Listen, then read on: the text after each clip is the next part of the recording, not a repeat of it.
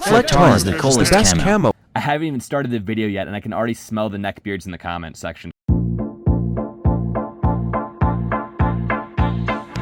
Two to the one to the three. I like good pussy and I like good trees. Smoke so much weed you wouldn't believe, and I get more ass than a toilet seat. Flecktarn.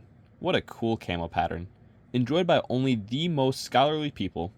This is Flecktarn. This is Flecktarn. Even this is Flecktarn.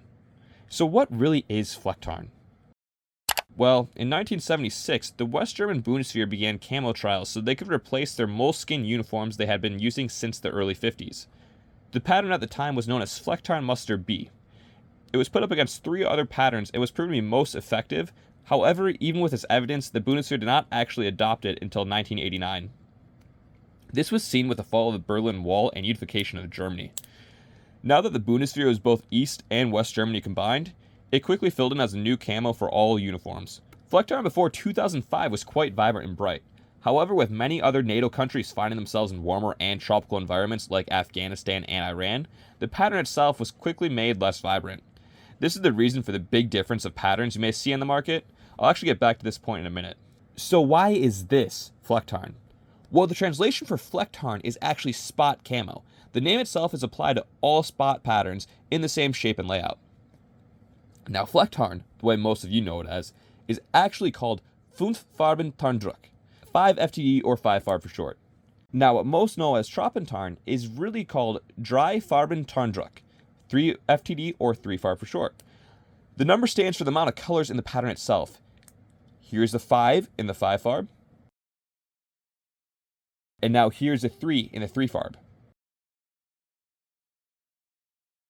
Now this pattern started its trials in the early 90s as the Bundeswehr saw more action in the Middle East with other NATO countries. Now in 1999, the pattern was officially issued to the Bundeswehr. It was intended for dry climates with modest foliage cover, and in its trials there were about 3 different variations of 3 Farb. However, they all contain green, brown, and the khaki color you see. The name most people know it as is going to be tropentarn, which is actually accurate to its translation being tropical camo. However, a common misconception people make with 3 Farb is calling it Westentarn. Westentarn is its own camo pattern that has 3 colors just like 3 Farb, however it excludes the green and replaces it with a pinkish pale gray. Westentarn was only used by German special operations in Afghanistan and a few private purchase cases in the General Bundeswehr. It was used around 2004, and honestly, you don't see much of it after that. Now, as I mentioned earlier, pre-2005 Flecktarn was often very bright and vibrant. You can especially see this when putting pre- and post-uniforms side by side.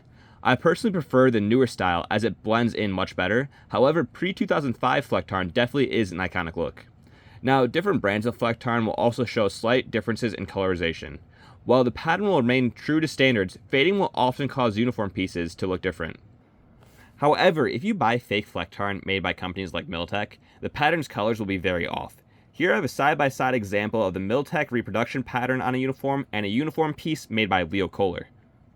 So now you know the true name of Flecktarn and tropentarn. Do with that as you will, honestly. However, in future videos, I'll be referencing it a lot as the proper names, while probably still calling it Flecktarn and tropentarn occasionally. With that being said, I hope you enjoyed this video, and you probably should subscribe if you haven't yet. I'm always making weekly new content, and it's pretty cool on this channel. I definitely recommend staying around and hitting that sub button.